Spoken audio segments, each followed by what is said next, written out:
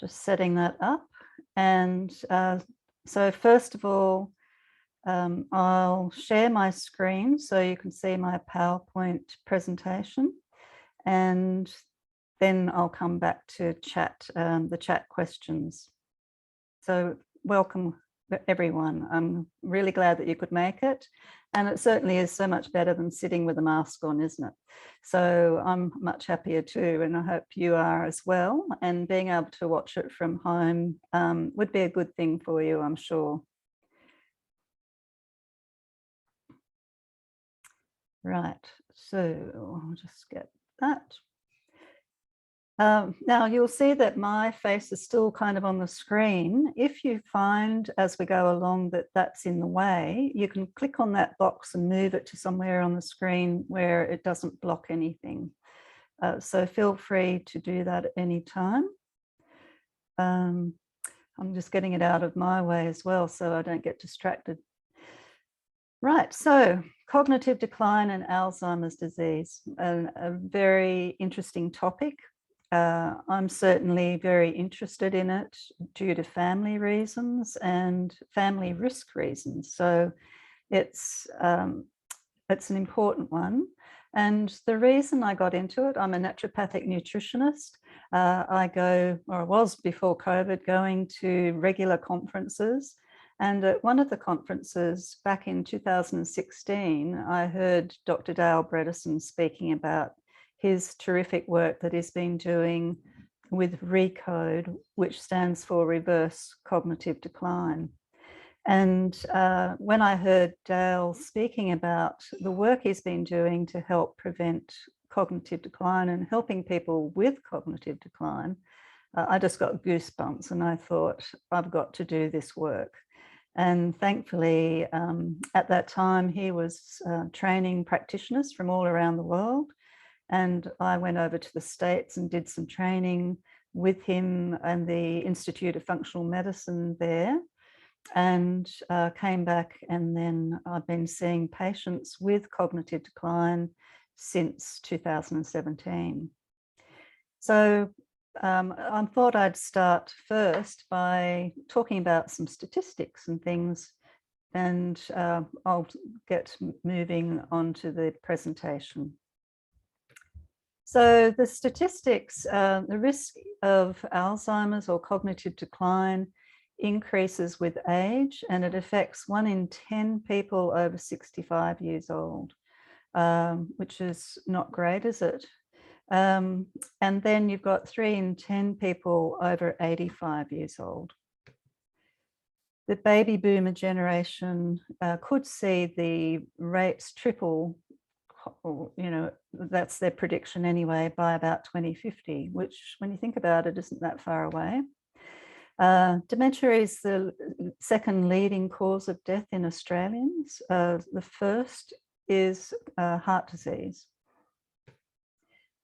And then Australia currently, you've got over 400,000 people living with dementia. And by 2028, that's pretty much almost going to double. Not double, sorry, about 590,000. My maths wasn't so good then, was it? By 2058, then it's going to be over 1 million people, they predict. And I think this is where Dale Bredesen really, his mission is to try and train as many practitioners around the world as possible to try and improve the statistic, to try and help people before they get diagnosed with Alzheimer's or cognitive decline. And I think that's a really important focus. So as I said, currently 3 in 10 people over 85 years and almost 1 in 10 people over 65 years. Now, just over half of all dementia-related deaths are females, and I think that's mostly because females tend to live a little longer than males, but also there are some specific risk factors more inclined towards females, as you'll see as we go along. And 250 people each day join the dementia group. and ever increasing, of course.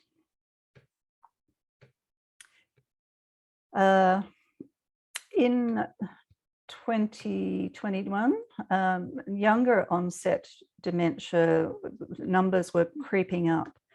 And so this is a really important point, because younger onset is people under 65 years old. And I have got patients in their 50s who have been diagnosed with younger onset dementia or Alzheimer's. So that number is steadily increasing, as you can imagine, and predicted to continue to do so, unless, of course, people take some measures to help prevent that. And the sad part of, or the other sad part, I should say, with people with dementia is every person who has dementia has somebody who's trying to help them and is acting as their carer. And the health of the carer is also really important.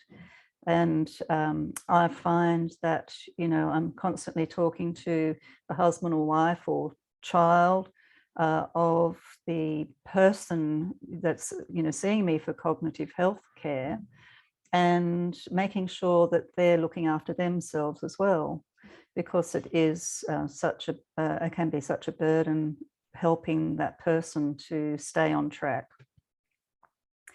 You can go to dementia.org.au for more information. They've got loads of information on there about Alzheimer's and statistics and so forth. A little brain anatomy. I wanted to point out a couple of things here. So you can see frontal lobe, parietal lobe, and temporal lobe. And this is a side view, and then this is the back view. And there's a little area here, which is the hippocampus. Now you can see the amygdala just above it. The amygdala is activated by chronic stress. And, you know, you think of the extreme version of that would be people who have fought in a war, for example. They would have a really active amygdala because of that. It's, you know, it's that innate fear, survival, and so forth. With chronic stress, ongoing chronic stress, the hippocampus can shrink in size, and then that affects, you know, the brain as well. So it's one of the things that is sometimes looked at in terms of, you know, having an MRI or so forth of the brain. So with Alzheimer's disease or dementia, you will see this shrinkage of the brain tissue. And you can see in this slide where memory and language are particularly affected. And you can see how somebody's memory can be one of the first things to show signs of issues. So looking at a healthy brain again on the left, and then advanced Alzheimer's. And here down on the bottom left, you can see normal brain cells. And then on the right in Alzheimer's disease, you see amyloid plaques and also neurofibrillary tangles. So they are, they can build up in brain tissue and cause damage. So Alzheimer's pretty much is a neurodegenerative disorder involving damage. And Alzheimer's, the label Alzheimer's, accounts for 70% of dementia cases. And it involves that shrinkage that I was talking about, where the cells become choked by the plaques that build up, or the neurofibrillary tangles. There's also something called tau protein, or part of that picture. And so it can affect those areas of brain functioning. And the amyloid plaques, we've got synapses between the nerves in the brain, and the amyloid plaques stop that synapse from, you know, zipping signals across the brain or across the brain tissue. And that's where you get these conniptions in how the cognitive function's working. And I was talking about the tangles, and that's caused by those tau proteins, and that's preventing that transport of food or nutrients to the cells in the brain, preventing that brain cell energy from actually happening.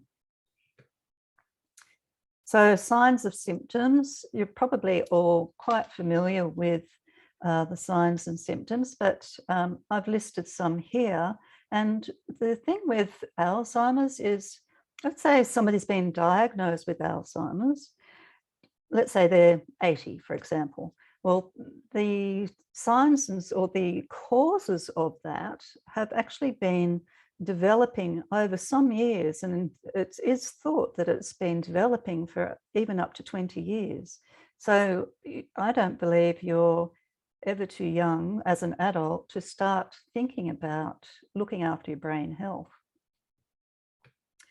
So some of the symptoms might be that persistent short or long-term memory loss, a change in personality or behavior, being a bit vague in conversation, kind of not finishing a sentence because you've lost that thread, forgetting people that you know, or well-known people or places, having that poor word recall. And I know a lot of people, in their over their 50s and so forth might have that, but do keep an eye on it just in case it is worse, or if it stresses you, you know that you need to have a look at what's going on underneath the surface. A lack of social skills. So it could be somebody who used to be very great with social skills, all of a sudden has lost that ability to discern when to be quiet about something and when to say something.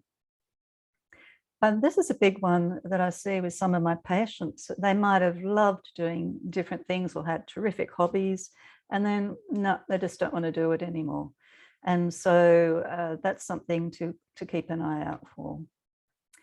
For people, when they have some cognitive decline, it's very difficult for them to learn new tasks, or like mastering anything new. It could be a new gadget for the kitchen, it could be a new phone, it could be managing a new program on the computer, or forgetting or not managing how programs that they used to be able to do. And that's something that I hear quite often as well.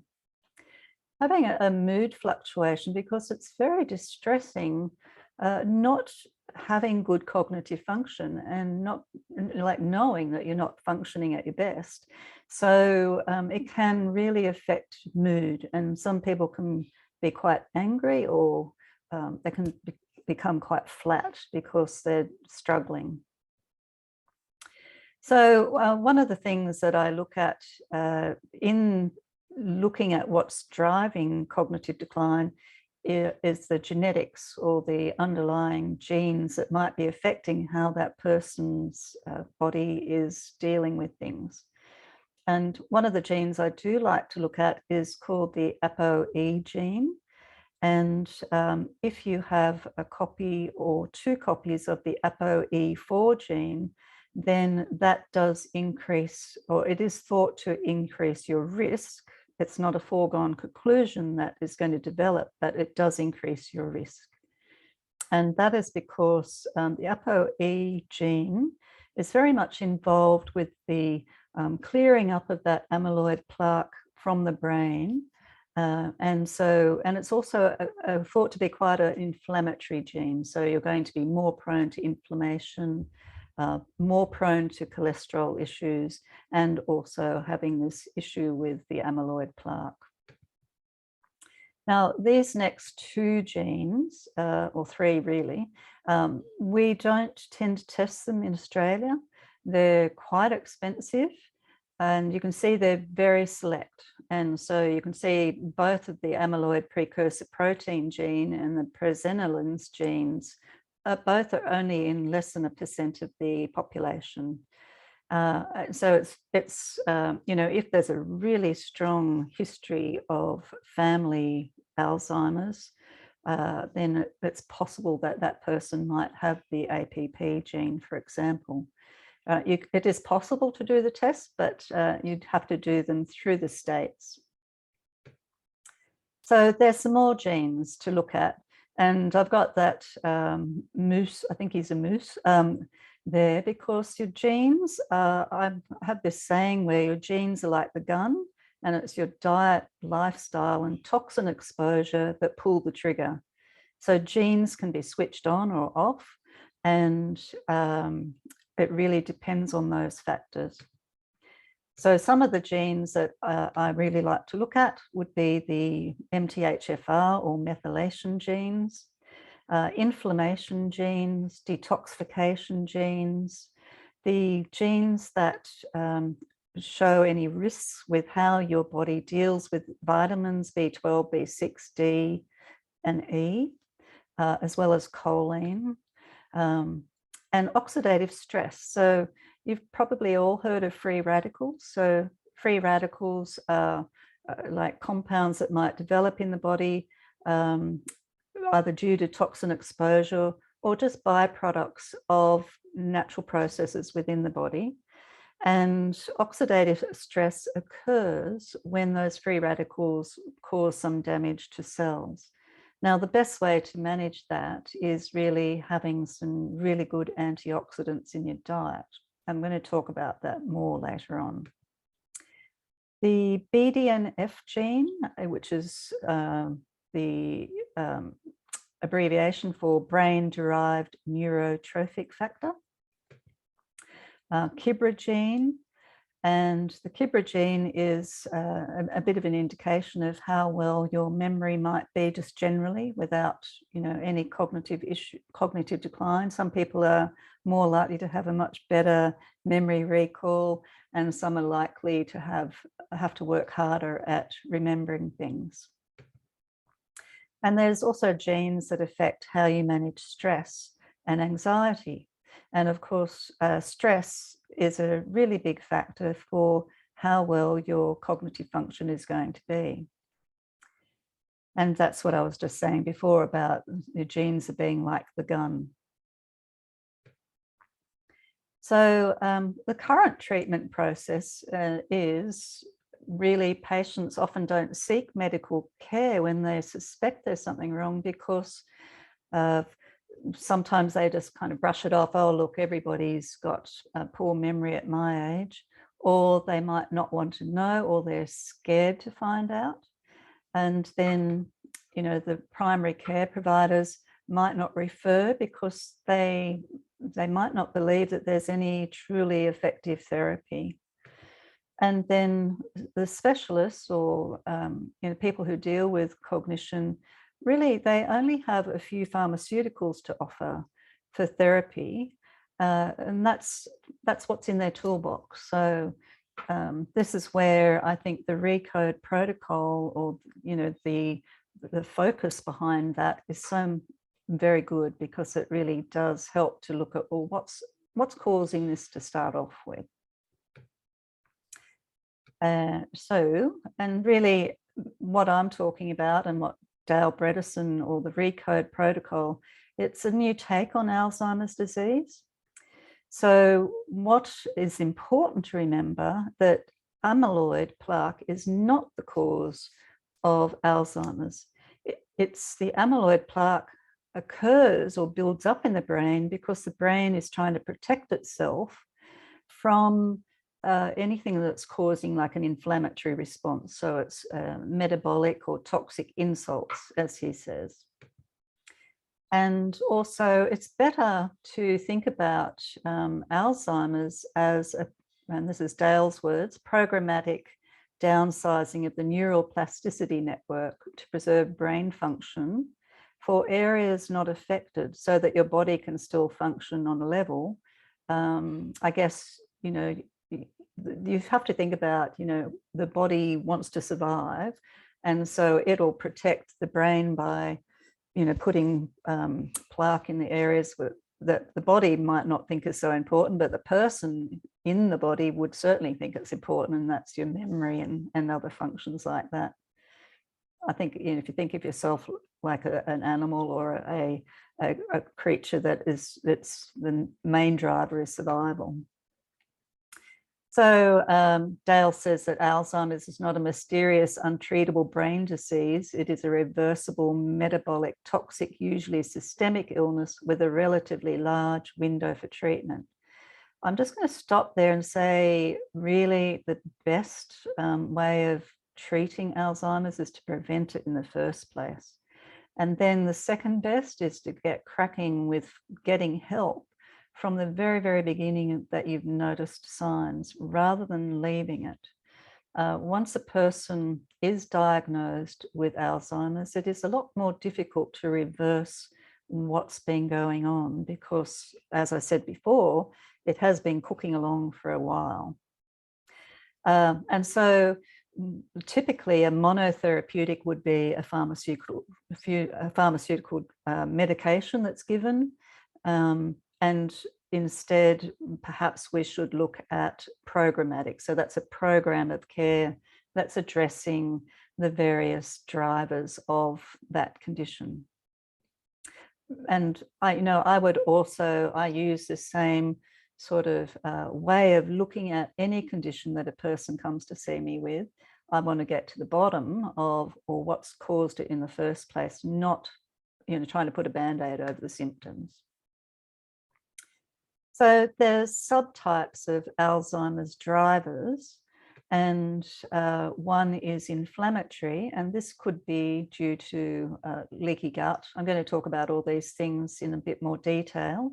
Neuro inflammation, infection, and that genetic, risk factors that I've talked about.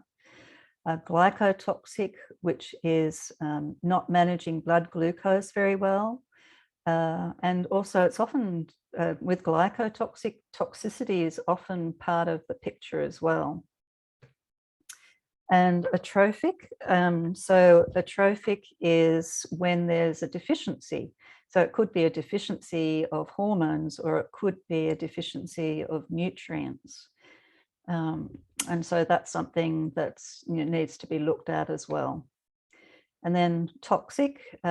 Toxic is quite often the main driver for young onset dementia or Alzheimer's. And the other thing is those people quite often have those symptoms listed there, like depression, difficult finding words, difficult with mathematics, calculations and so forth, getting organized, being much more sensitive to stress. There could be underlying infections, or chemical and heavy metal toxicity may be involved there as well. And vascular, so that's where there might be a reduced circulation to the brain of blood supply, and it can be due to mini strokes or transient ischemic attacks, as they're called, TIAs for short. And that's where there's a vascular injury, or the little capillaries and so forth are affected by that. And then the final one is trauma to the head. And so that could be, a history of playing football, or people boxing, or people who've had an accident at some point. So let's look at some of these drivers. With neuro inflammation, it's what that is chronic inflammation in the brain, and it can cause this activation of the immune cells called microglia, and that increases the permeability of what is called the blood-brain barrier. Now, there's something that we say in ReCode and cognitive health circles, and that is, if there's leaky gut, there's likely to be leaky brain. So I'll be talking a bit more about leaky gut later. But one of the first areas I look at is the gut and gut health, because that's such an important part of if there is some sort of chronic inflammation going on in the brain. So what happens after that activation of the immune cells? Then you get these pro-inflammatory cytokines. They're like little inflammatory messengers, if you like, and they can infill the brain and lead to excessive excitatory signaling, and that helps to then make the dendritic cells retract. That's part of the nerve cells and brain cells. And then that can accelerate the onset of dementia and Alzheimer's.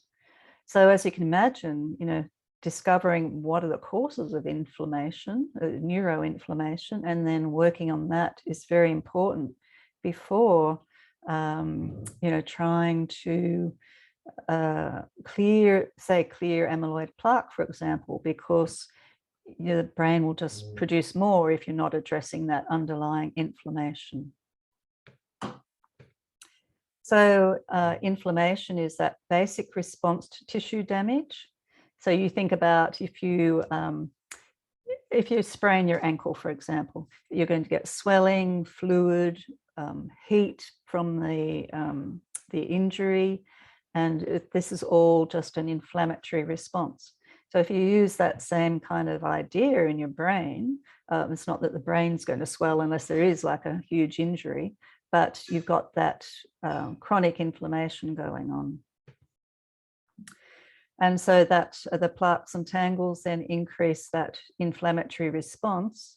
And then Alzheimer's with ongoing neuroinflammation increases progression and symptoms. So this is where I talk about the gut, and I really like this comic or cartoon because this is a gastrointestinal tract sitting there playing chess with a brain. It's a bit silly, I know, but I love it. So with the gut, we've got the microbiome. There's about 2 kilos of microbiome in our intestinal tract, which is just amazing.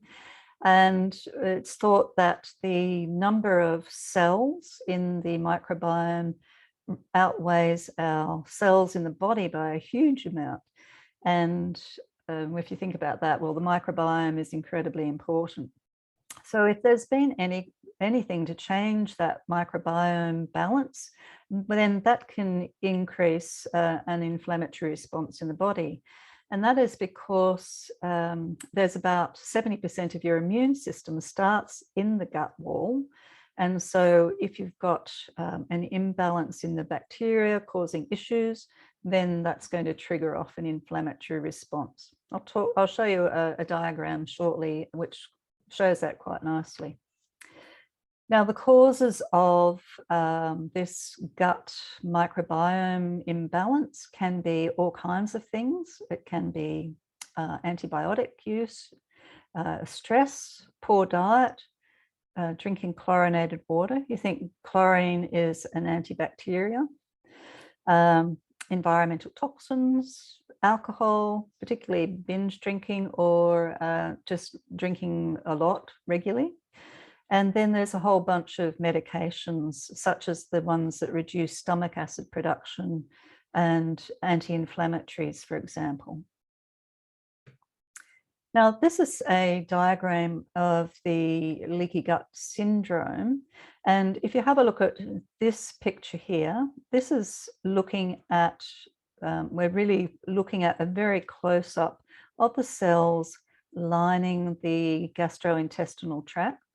And what happens, and you can see that the bloodstream is right next to it. So what happens if you imagine your food is coming through the tubing, as I call it, the plumbing, and it gets broken down by enzymes and so forth.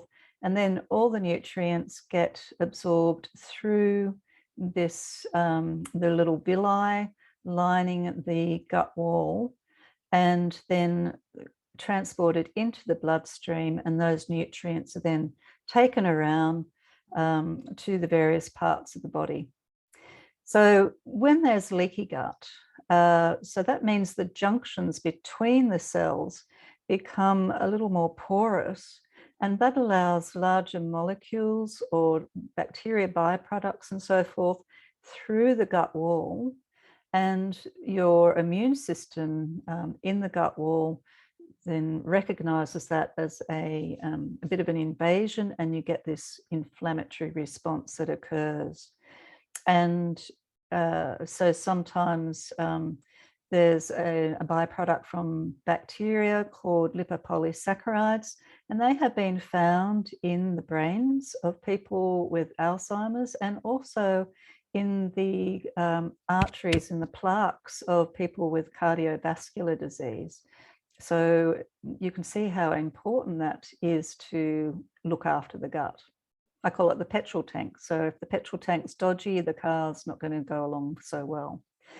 And so you can see here triggers causing intestinal damage. I've mentioned a few, but there's a few others like blood sugar issues, parasites, menopause, stress, and pregnancy. Are some other things. And then there's low stomach acid production and low enzyme production. So you can see that it's a very interesting part of work. And with, sorry about that spelling mistake down there, but you can see that that leaky gut can then make you more prone to food intolerances, the inflammation, autoimmune conditions, and nutrient deficiencies and the leaky blood-brain barrier. So the next thing I want to talk about is insulin resistance. So this is to do with how your body manages blood glucose. So insulin resistance occurs when, oh, I've just popped up there, with Alzheimer's. Sometimes it's called type 3 diabetes, and that is because people with type 2 diabetes have a higher risk of developing Alzheimer's if they don't keep their blood glucose and insulin managed. So this is a picture of a normal cell, and what happens is you have carbohydrates in your diet. It gets broken down to the smallest denominator, which is glucose. And as your glucose goes into the blood, then your brain gets a signal to produce some insulin, which is a hormone. Now, insulin knocks on the door here of those insulin receptors on the outside of the cell, saying, hey, chaps, we've got some glucose, open the door so that we can get the glucose into the cell to then produce energy. So that's kind of the simple version. It's quite, it's a very interesting process. Now with insulin resistance, you can see that down in this bottom picture. And so what happens is the cell, I've just got to move my own picture so I can see it myself. So the cell becomes resistant, or the insulin receptors become resistant, and quite often it's because of inflammation going on in the body. And then it means that you get a buildup of glucose in the blood, and that then makes the body produce more insulin to knock on the door harder to try and get the glucose in. But if there's insulin resistance, you just end up with a buildup of the glucose in the bloodstream, and the insulin levels can rise as well. The symptoms of insulin resistance are fatigue, funnily enough, carbohydrate cravings, and that is because your body thinks it needs more carbohydrates because it can't get the glucose into the cells. But one of the best things that you can do is to cut back on your carbohydrates so that it's not such a burden on the body to try and get that process happening.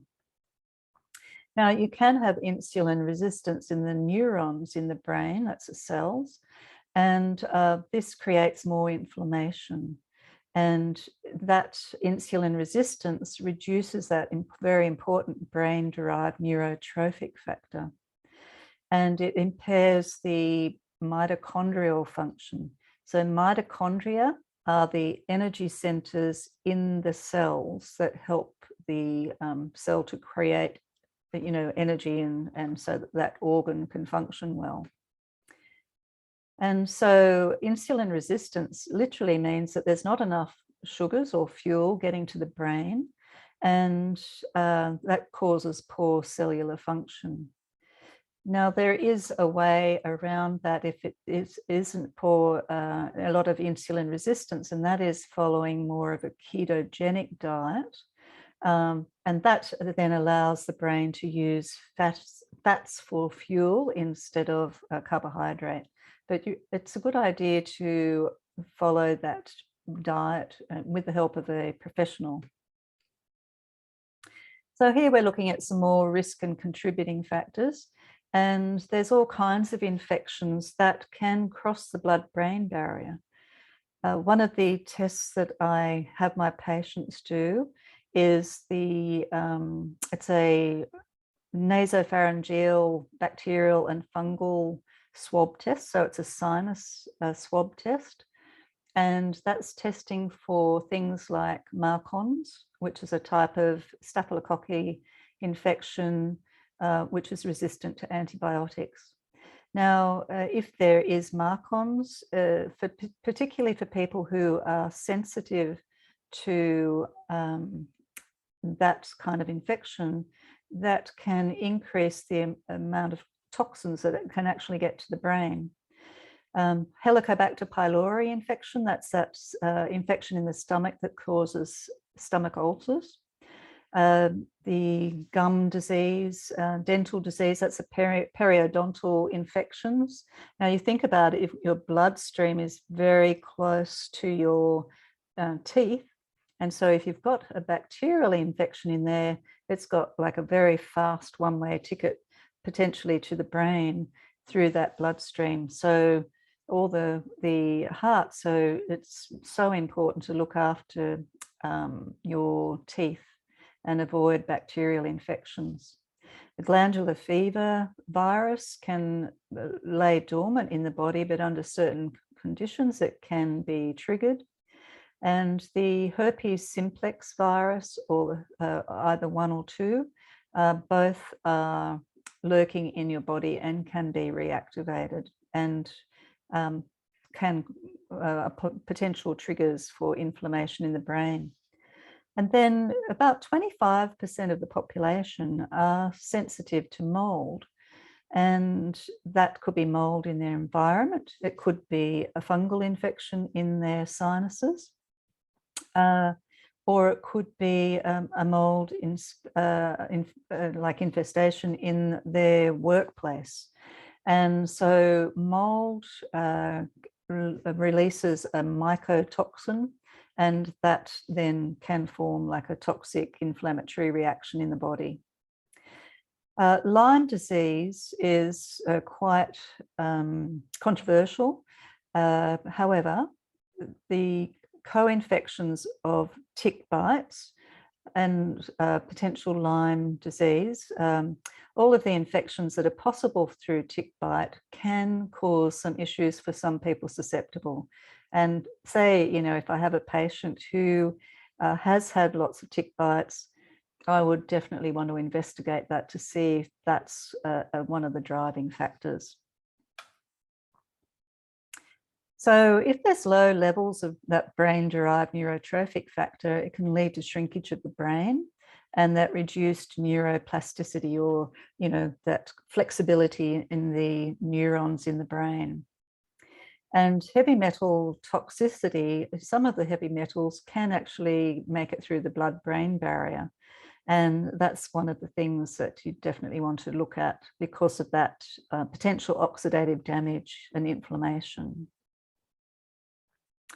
So you can see here that oxidative stress, you think about an apple that's been sitting on the bench for a while, it's going to go brown and get a bit shriveled. That's quite a good analogy there. And you look at the Alzheimer's brain compared to the normal brain in that slide.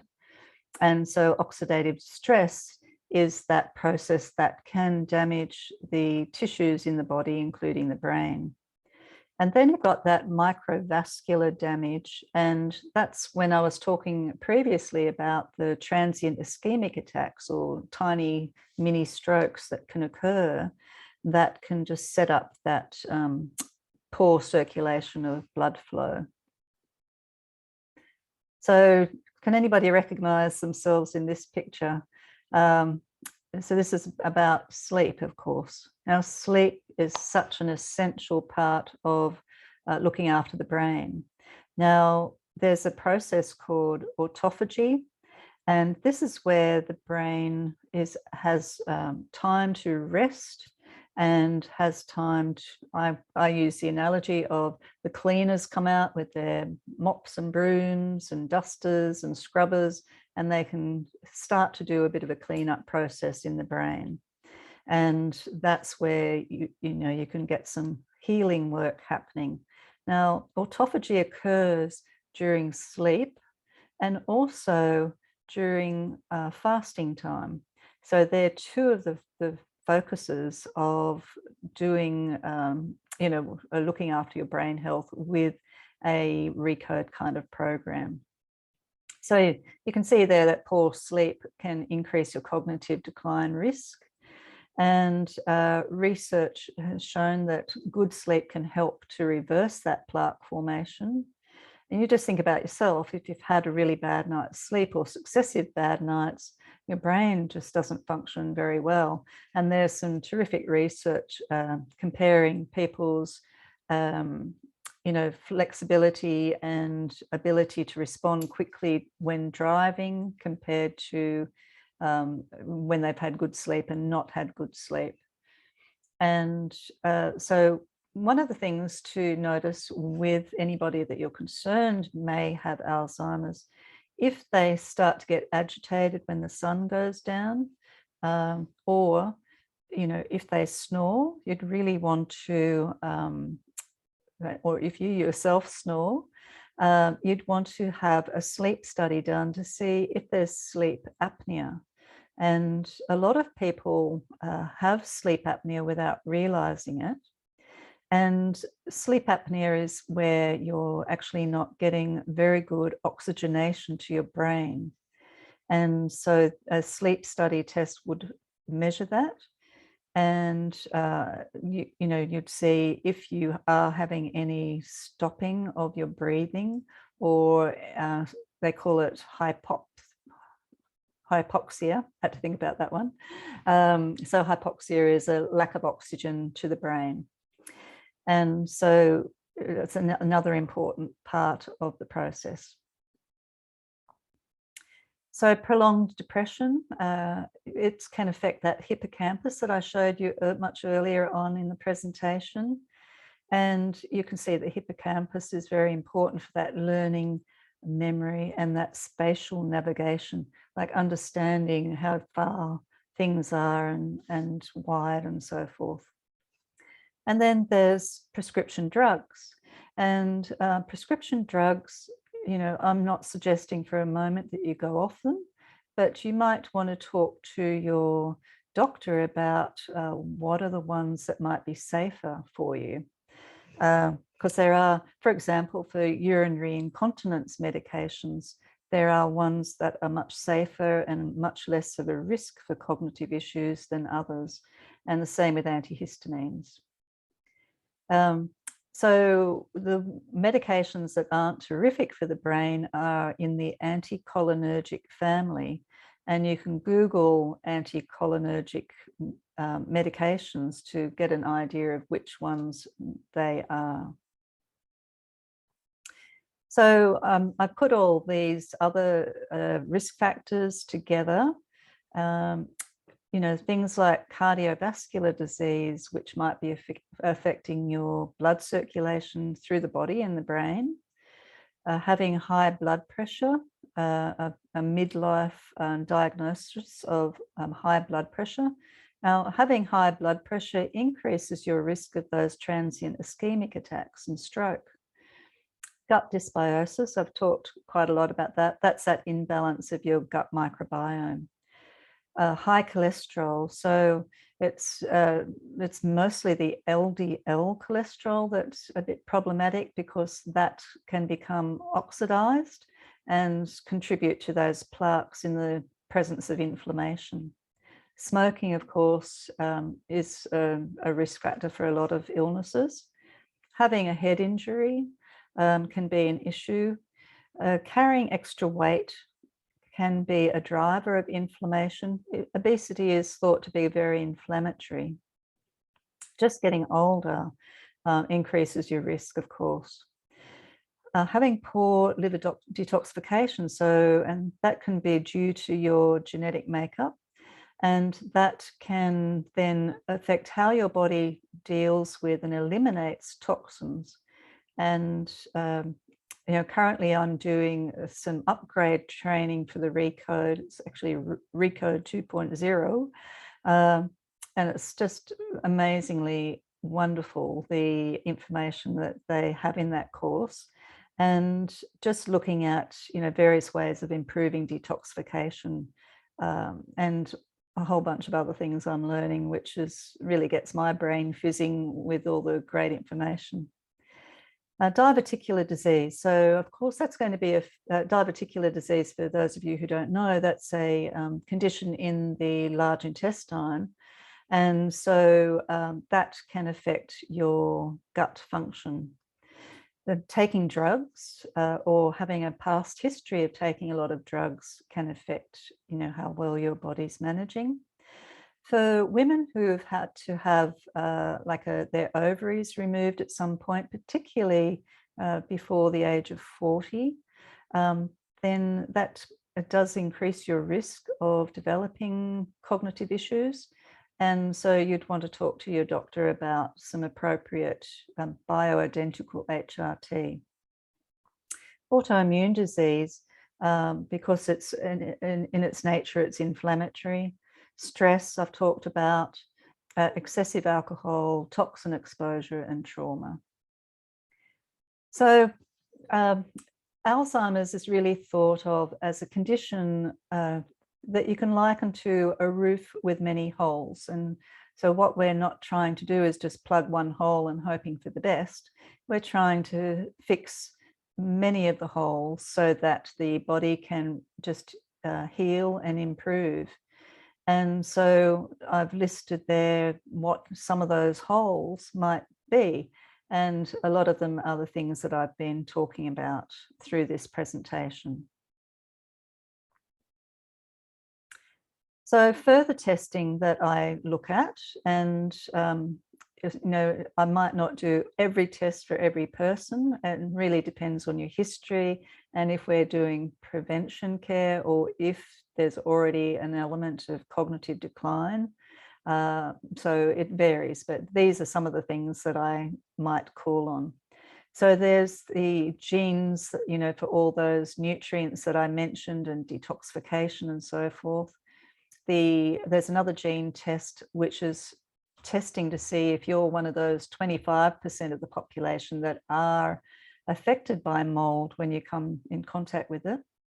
Homocysteine is a byproduct of the methylation processes in the body, and raised homocysteine is considered to be part of the risk factors for Alzheimer's and cardiovascular disease.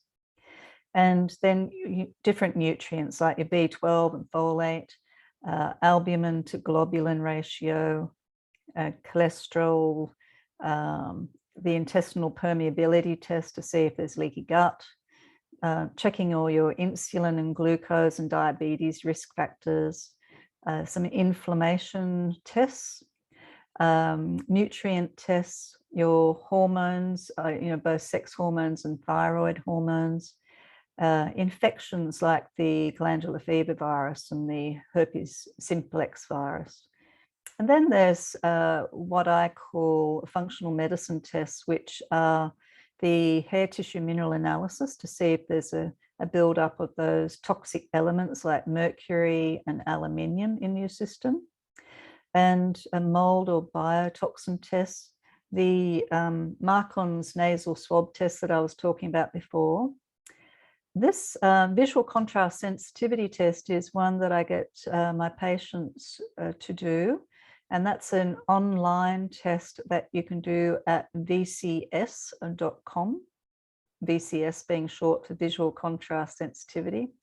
It doesn't cost very much to do, and you follow the instructions on the website, and it will give you an indication of if you are being affected by a biotoxin. Definitely having a dental checkup, and your doctor might order an MRI if you have cognitive symptoms. So this is an example. I'm just showing you a few of the tests. I haven't got them all here, mainly due to time constraints. This is the mold and biotoxin test. And you can see there that a lot of those markers are really high. And so that's showing that that person's immune system is responding very strongly to something in their body or environment, something they've been exposed to, and it's quite chronic. This is a hair tissue mineral analysis test. And you can see here, this is the toxic elements, and cadmium is very high. Then there's lead and a little bit of aluminium and mercury. And then over on this side is the minerals. And on this particular type of test, halfway through that white band is where all the minerals should be. And so you can see on this test that quite a few of the minerals are deficient. And then these additional elements down here, you can see that this really large one is tin. One of the tests that I might get people to do is an online cognitive assessment. And this is a test of one of my patients, a 57-year-old male, before starting the ReCode protocol. Now, he has 2 copies of the ApoE4 gene, so he does have a higher risk of developing Alzheimer's. And he wasn't functioning so well, but he was still able to work, but kind of struggling a little bit. He was already minimizing carbohydrates in his diet and so forth. So his diet was pretty good, really. So you can see there's quite a few things in the very low, or there's 3 and a couple in the low, and only 1 in the above average. And one of the things that was worrying me was this composite memory and verbal memory, and that psychomotor speed and that simple attention. So then we've got a comparison. So this is the before, and then this is after following the program for 3 months. And you can see that while, it's not massive changes, you can see that there's nothing in the red. There's now, a few in the orange, and, things are kind of creeping up the scale, if you like, and just gradually improving. So it was really good to see that. And I was very happy to just see, after 3 months, there was some improvement. He was happy too. He was functioning much better.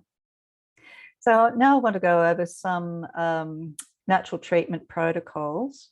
And so, as you've gathered, my job when I'm helping my patients is to test and assess the risk factors. And that involves tests depending on the person's budget and their symptoms and so forth. And then support their brain health and cognition, work on that inflammation, and that also includes working on any gut issues, and then address toxicity and detoxification, if that's part of the picture. Metabolic testing, so that's that metabolic syndrome, which is the glucose and insulin issue. Support that microvascular, so that's the circulation of the brain, and reduce that oxidative damage, and absolutely create an individual approach for that person based on their test results and so forth. And that always includes diet and lifestyle measures. So dietary measures that I might suggest, you've probably guessed this first one already, and that would be eliminate the refined white flour, carbohydrates, sugars, gluten if there's leaky gut, and processed food. And then eating more vegetables, fruits, and smash fish. So smash is sardines, mackerel, anchovy, wild-caught salmon, and herrings. And if you eat meat, then make sure it's grass-fed, not grain-fed, and free-range poultry. So for some people, particularly for prevention, I might recommend a Mediterranean diet that's low in carbohydrate, or I might recommend the ketogenic diet if, you know, we really have to switch that person's body over into using fat for brain energy. And only eat healthy fats. So I get concerned about ketogenic diets where there's a lot of lard and butter and cream and so forth, which might not suit that person's genetic makeup. So I would always steer them towards extra virgin olive oil, macadamia oil, nuts and seeds, avocado, a little bit of coconut oil, and that sort of thing. So definitely avoiding alcohol, particularly if there is a diagnosis, and making sure that, you know, where there's a lot of fiber in there, fruit and vegetables and so forth.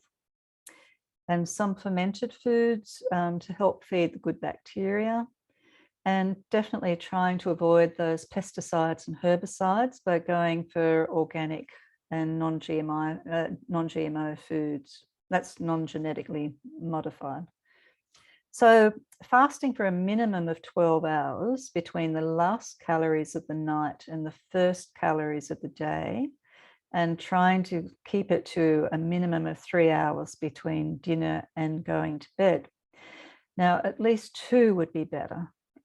If you can't manage 3, aim for 2 as much as you can.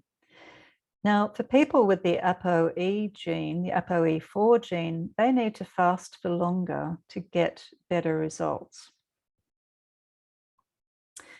This is an idea of a cognitive health menu planner. And if you have a regular PC, you can press Alt Print Screen, which should be up in your top row, and that'll take a snapshot of it. If you're on a Mac, you can press Command F3, and that'll take a snapshot of that screen for you. So you've got that. And like I said, we'll be sending you the link, so you can always go back and take notes if you'd like to. So lifestyle approaches, exercise is super important and non-negotiable. You know, you have to think that exercise helps to increase your brain-derived neurotrophic factor. It helps to reduce reduce inflammation. And you need to aim for at least 4 to 6 times a week, including resistance and cardio exercise. And then ensuring, you know, at least 7 to 8 hours sleep a night to allow that autophagy to occur. So some brain exercises and brain training, such as Brain HQ or Lumosity, playing Sudoku, puzzles, crossword, chess, words with friends, you know, that app, it's like a Scrabble app with some words they allow is just crazy. But anyway, I play that. And Wordle, the newest thing out, that's fun.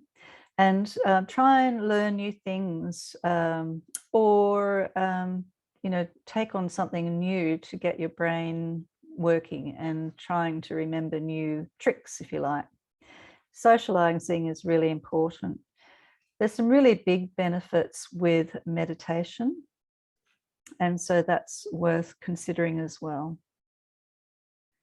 And then looking at some beneficial nutrients. So turmeric is a really good one, or curcumin, and you'd want to go for a good quality one. Withania, or sometimes called ashwagandha, is a lovely herb that helps to reduce that body's response to stress. And it is one of the key herbs for my patients. Ginkgo biloba and bacopa both help with memory. Ginkgo biloba through improving that microvascular circulation, and the bacopa helps with memory and learning, and it's a great herb for students who are studying, by the way.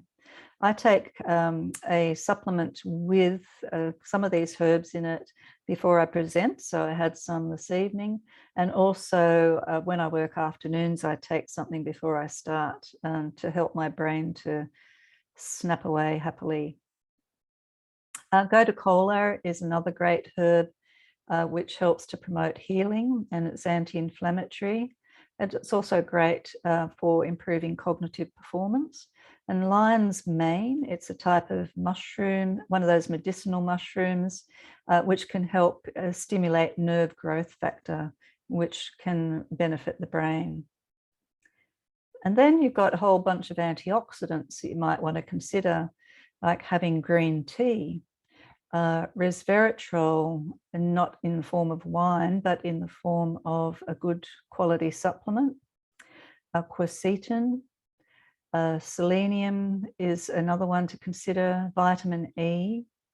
Glutathione is an antioxidant as well, and ubiquinol, which is really important for those mitochondria or energy centers of the cells. And then there's a whole bunch of beneficial nutrients like magnesium, vitamin D, lipoic acid, fish oil, particularly the DHA component of fish oil, which helps with brain health, melatonin if you don't sleep well, zinc, and the various sources of choline, such as eggs as a food or supplements and/or supplements. N-acetylcysteine helps with that detoxification and so forth. Vitamin B12, particularly the methylcobalamin form, and the P5P form of vitamin B6, along with the methylfolate. And these are all helping for methylations. Nicotinamide riboside is a particular form of B3 that helps to go across the blood-brain barrier. And if there's a ketogenic diet in play, or even if not, the BHB supplements can help to produce those exogenous ketones to help fuel the brain, as does acetyl L-carnitine. And I just threw glutathione in there for good measure again. So you can have a look a bit more about the Bredesen ReCode program at Apollo Health. They have the ReCode and PreCode. So PreCode stands for Prevent Cognitive Decline, and ReCode is Reverse Cognitive Decline. And my website has got some information on it, and I do have a newsletter. If you want to sign up for my newsletter, you can find that at my website, Food, Body and Health. And then you can also find me on Instagram and Facebook. I'm on Twitter as well, and Pinterest. No, hang on, maybe not Pinterest. So what I'll do now is I'll just stop sharing this screen, and or maybe I'll have that there. So nobody's written any questions. So I hope maybe I've answered all your questions. But if you wanted to ask me a question now, click on the little chat icon. That's the little speaking bubble, and you can type something in and I can answer that. But otherwise, you'll receive the link to the recording, and you'll be able to see that again later on if you'd like to. And if you want to share that with anybody, please pass it on. I'm perfectly happy for you to do that. Okay, so all going well, I will be teaching a ketogenic diet workshop a bit later in the year. It might be on Zoom again, particularly with the COVID situation here. And you can stay tuned to my website and also the Remedy newsletters. Okay, so I just had a question there. Do current medications inhibit my analysis of clients? So if, I presume you mean if a patient is on medications, typically no, because I have to work with the patient and what they're taking. I never say to them, hey, go off that, because that's something they need to discuss with their doctor who's prescribed them. But let's say, for example, what it might do, I would always be very careful about any herbs or nutrients I would prescribe in case it was contraindicated with that medication. Of course, we don't want to cause any more issues. But in terms of testing, there are a couple of tests that might be affected, let's say, if a person is on long-term antibiotics, but then there's other tests that are going to be really useful and helpful. So hopefully I answered that question okay for you. Does anybody have any other questions that you'd like me to answer tonight? You're welcome. Okay, so that's looks like everybody's happy. I hope you are. And I'm really appreciate you coming along tonight and watching. And I hope that you found it helpful. And all right, so there's another question. There's such a huge range of tests. Where do you start? And another person says, well, where do I start? So where do I start when I'm seeing a patient? I get the history, the family history, and I get a bit of information about if they're getting cognitive symptoms already. And then I work out which tests are vital. And then I will also discuss with them the costs of the tests. And I wouldn't be pushing people into having tests done that's going to break their budget. So I definitely try and work within their budget. And then, you know, just general pathology tests, of course, are really important. And hopefully your doctor would be happy to refer you for some of those. And you know, I'd be able to give you a letter to take to the doctor to request the appropriate tests and so forth. And so that's where I start when I'm seeing a patient. But let's say, where do you start? I would say start, you're welcome. I would say if you start by getting Dale's book that I showed you previously, I'll just pop back to that screen. This one here, the End of Alzheimer's program. So if you do that, then get that. There's a lot of information there that I've talked about and a lot of tips on what to start with and what to look at. So hopefully that helped you, John, with that question. So let's say if you are already getting some symptoms, then you might want to consider an appointment. And if anybody does want an appointment, please contact Remedy. Remedy, they would have sent you an email and their phone number is 9286 1166. So I hope I've answered those questions well. And yes, thank you. You're very welcome. I hope you've enjoyed the seminar, and thanks again for coming along. And I hope to see you again at another one down the track. So what I might do is stop sharing and then end the seminar for everybody. And stay safe and stay well. Wash your hands. Okay, bye-bye.